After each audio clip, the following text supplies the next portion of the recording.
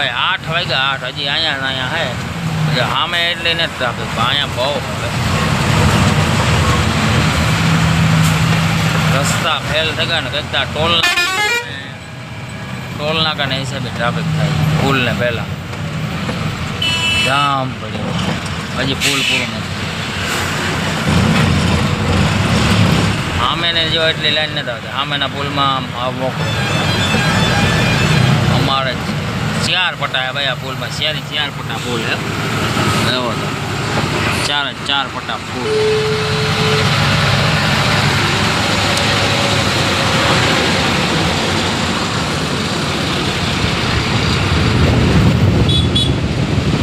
ડાબો